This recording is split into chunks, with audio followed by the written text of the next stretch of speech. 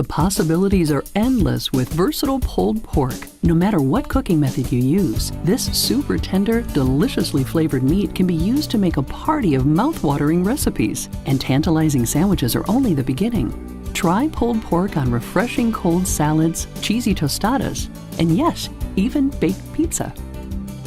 Made from a cut labeled boneless pork shoulder, the secret to pulled pork is nothing more than cooking it low and slow.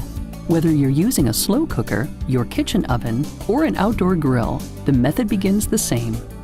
First, trim some of the fat from the meat, then season with a spice rub mixture like we're doing here with our chili rubbed pulled pork recipe. You can find it online at porkbeinspired.com. For the slow cooker, brown the pork shoulder in a large skillet over medium-high heat in a little bit of oil. Brown on all sides, then transfer to your slow cooker, add a little broth, cover, and cook until the pork is fork tender. If cooking on low, this will take 6 to 8 hours, and if switched to high, about 4 to 5 hours. Now you're ready to pull.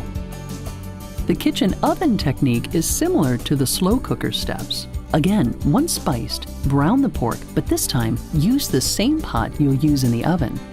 A Dutch oven with a tight-fitting lid works best.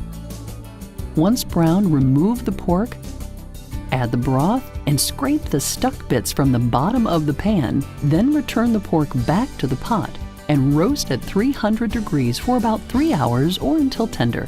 Now it's ready to pull. You can also use your outdoor grill and a technique called indirect grilling.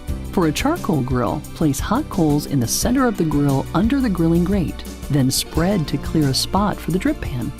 Now place the pork on the grate directly above the pan. Since the pork is not directly over the hot coals, this is indirect grilling. Cover and roast 5 to 6 hours. Cook until the meat pulls apart easily. The internal temperature will be around 170 degrees.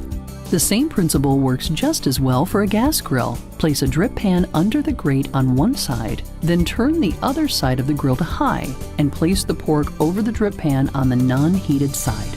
Whichever technique you use, after the pork is pull-apart tender, let it rest for 20 minutes when it comes off the grill. It'll be easier to handle, and the time will allow the juices to flow back throughout the cooked meat where they belong. Now, using a couple of forks, shred the melt-in-your-mouth meat into bite-sized pieces. So go ahead, be inspired, and take this simple, tender pulled pork beyond the bun. For these and more great recipes, visit porkbeinspired.com.